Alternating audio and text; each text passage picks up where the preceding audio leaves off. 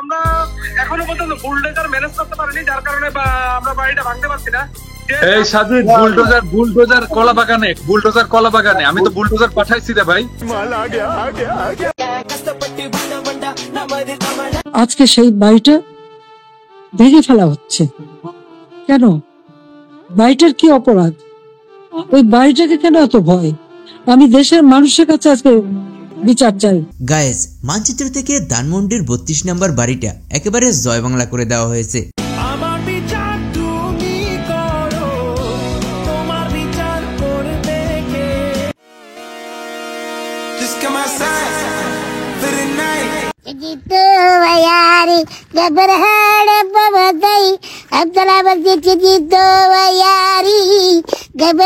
বন্ধুরা, যেই দেশে 33 না পেলে পরীক্ষায় পাশ করা যায় না, সেই দেশে 32 রেখে কি লাভ?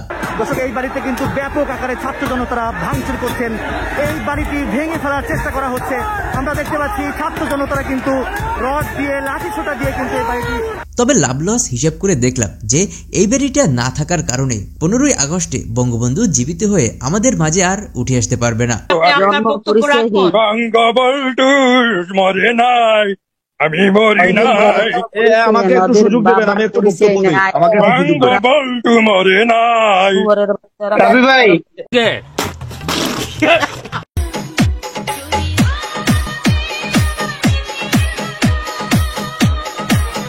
ভাই, আমি বুঝি না যে 5 তারিখ আসলেই কি ছাত্রদের মাথা খারাপ হয়ে যায় নাকি?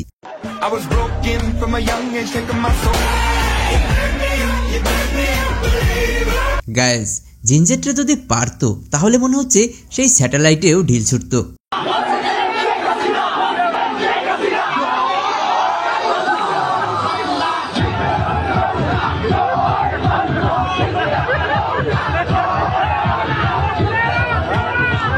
যত দোষ নন্দঘোষ, তোমরা যে 3 ইঞ্চি জিনিসটারে 7 ইঞ্চি বলে সারা দেশে ঘুরে বেড়াও, তাতে দোষ নেই। কিন্তু বঙ্গবন্ধু 3 লাখকে মাত্র 30 লাখ বলেছে, তাতেই সব দোষ, তাই না? এই যে আমরা এখন যে জায়গায় দাঁড়িয়ে আছি, এই জায়গায় বাংলাদেশের প্রথম বাকশালের প্রতিষ্ঠাতা, এই যে এই জায়গায় মারা গেছে, ওর মারে 14 গোষ্ঠীর।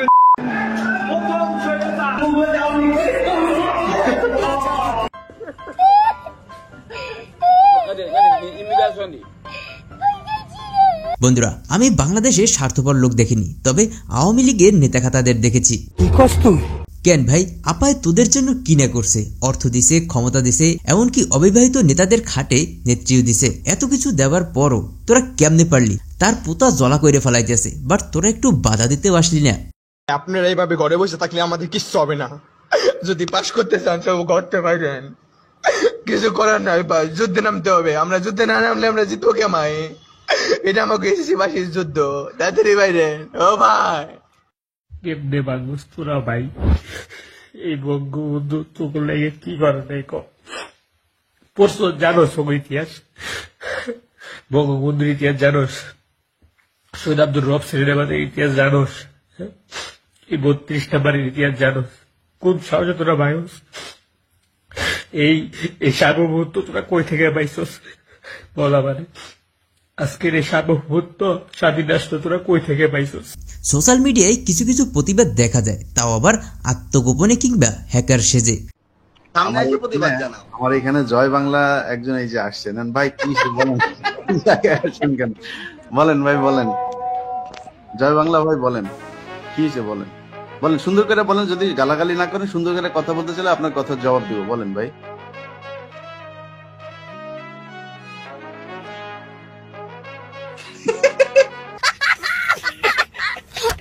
গাইস, পুরুষ লীগ প্রতিবাদ না করলেও মহিলা লীগ কিন্তু ঠিকই প্রতিবাদ করেছে। সুদখোর ইউনূস ক্ষমতায় আইসা সংস্কারের নামে শুরুতেই কি করছে? জাতীয় দিবস বাতিল করছে। আর জাতীয় দিবস বাতিল করতে গিয়ে সবার আগে হচ্ছে 15ই আগস্টের ছুটি বাতিল করছে।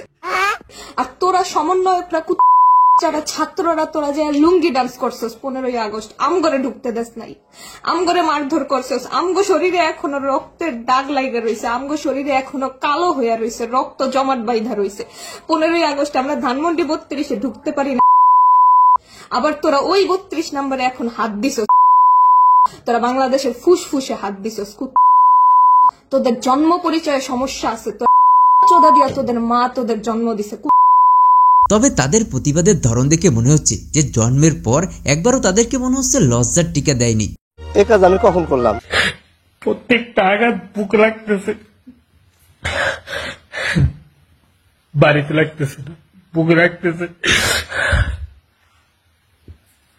এই বঙ্গবন্ধুর লাগে আজকে আমরা স্বাধীনভাবে কথা বলতে পারতেছি। আজকে তোরা এই 5 ফেব্রুয়ারি ভুলবো না। গায়েস, ধানমন্ডির 32 নম্বর বাড়িটা ভেঙে ফেলা হয়েছে, এতে কষ্ট লাগারই কথা, কারণ এখানে তারা প্রত্যেকটা দিবসে রুটিন করে পূজা আর্চনা করত। এটা তো গায়েস তাদের বাড়ি নয়, এটা হচ্ছে তাদের মন্দির। তাই এই বাড়ির এক একটা ইটের আঘাত তাদের কলিজায় গিয়ে লাগে। স্বামী স্ত্রী মিলন করলেও মজা, মুরব্বি কিন্তু 32-এর এক একটা ইট, এই জানালার গ্রিল ভাঙলে যে কত মজা, প্রেমের চেয়েও বেশি মজা যারা না ভাঙছে তারা বুঝবে না। আমাদেরই কপাল, এই দুইটা মজার একটাও এখন পর্যন্ত পাইলাম না। ঠিক বলেছো গাইস, মজার বিষয় হচ্ছে 17 বছর ধরে যারা ধর্মকে অবমাননা করেছে, হুজুরদেরকে ধরে ধরে ফাঁসিতে ঝুলিয়েছে, আজ তারাই সেই ধর্মের দোহাই দিচ্ছে। আজকে কি দুর্ভাগ্য আমাদের, আমাদের মেয়েরা ফুটবল খেলতে যে অনেক দেশ থেকে কিন্তু তারা জয়ী হয়ে এসেছে, বাংলাদেশের সুনাম করে এসেছে, আজকে আমাদের দেশে তারা খেলতে পারছে না কেন? মেয়েদের খেলার অধিকার নাই কেন, সেটা আমার প্রশ্ন। তাদেরকে কেন বাধা দেওয়া হলো? যারা এই বাধা দেন তারা কি ভুলে যান আমাদের নবী করিম সাল্লাল্লাহু আলাইহি ওয়াসাল্লাম যখন ইসলাম ধর্ম প্রচার করেন তখন কে প্রথম ইসলাম ধর্ম গ্রহণ করেছিল? গাইস, এই পোতাতলার মিশনে বাদ গেল না কাদের কাকুর বাড়িটাও।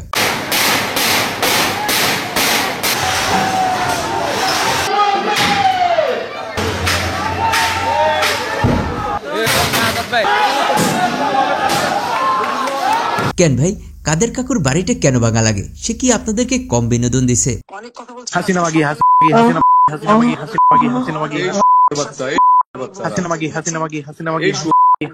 আমি বুঝতেছি না এদের নিরাপত্তা কোথায়? তোরা ভাই এদের বিশেষ লাইভে এসেও এভাবে দর্শন করে দিলি। Sheikh Hasina, you've messed with the wrong generation.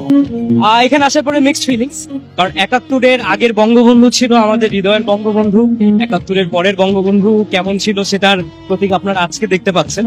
তো এটাই একটা কথা আছে যে you either die a hero or you live long enough to see yourself become the villain. Sheikh হাসিনার ক্ষেত্রেও সেটা হয়েছে, বঙ্গবন্ধুর ক্ষেত্রেও সেটা হয়েছিল। তো আমি আশা করছি যে বাংলাদেশে পরবর্তীতে যেই ক্ষমতায় আসুক না কেন, whichever পার্টি যেই আসেন, আপনারা হয়তো এইটা দেখে আপনারা মনে রাখবেন যে আমরা যদি তাদের মতো কার্যকলাপে যাই, আমরা যদি তাদের মতো কিছু করি, তাহলে সেটা শেষ পর্যন্ত।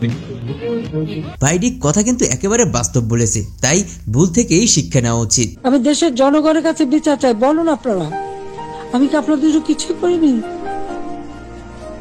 আমি কি আপনাদের অন্ন বস্ত্র বাসস্থান চিকিৎসার ব্যবস্থা করে দেইনি?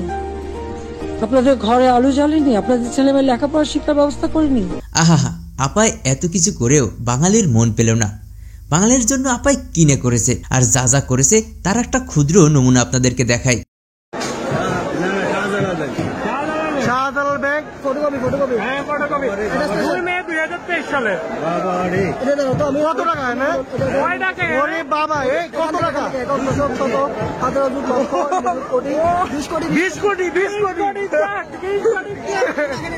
বাঙালির জন্য শেখ মুজিবের ভাস্কর্য, নৌকার প্রতিস্থাপনা ইত্যাদি তৈরি করতেই ব্যয় করেছে কোটি কোটি টাকা।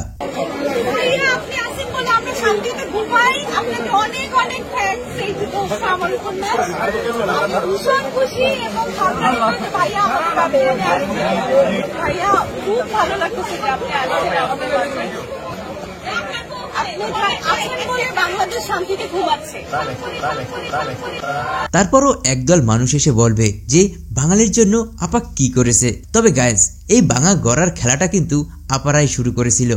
কাজে আজকে দেশে কোথায় সরকার, কার কাছে আমি বিচার চাইব? তবে সবথেকে আশ্চর্যকর বিষয় হচ্ছে যে ধানমন্ডির 32 নম্বর বাড়ির নিচে এটা কি বাংলাদেশের দ্বিতীয় আয়নাঘর?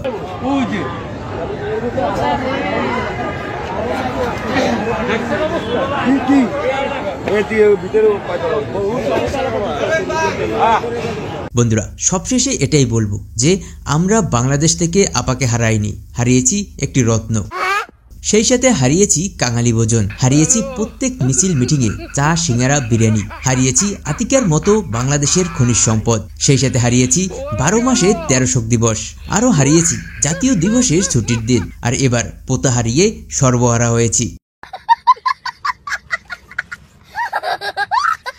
5ই আগস্ট আমি কি ইচ্ছে করে পালিয়ে গিয়েছিলাম নাকি আমাকে তাড়িয়ে দেওয়া হয়েছিল? আমি মনে করি এই সত্যটা আপনাদের সকলে জানা প্রয়োজন। সত্যটা আসলে জানেন কি, 5ই আগস্ট যদি আমি দেশ ত্যাগ না করতাম, ছাত্র জনতা যদি সত্যি গণভবনে প্রবেশ করতে পারত, আর সেখানে যদি আমি অবস্থান করতাম, আজ আপনাদের সামনে যে আমি, সেটাও হয়তো সম্ভব হতো না। তো গাইস, আজকের ভিডিওটি এ পর্যন্তই। ভিডিওটি কেমন লেগেছে অবশ্যই কমেন্ট বক্সে কমেন্ট করে জানাতে ভুলবেন না। যদি আমাদের এই ভিডিওটি একটু ভালো লেগে থাকে তাহলে এই ভিডিওতে একটি লাইক দিবেন এবং সেই সাথে সাবস্ক্রাইব করে আমাদের সঙ্গেই থাকবেন। ধন্যবাদ।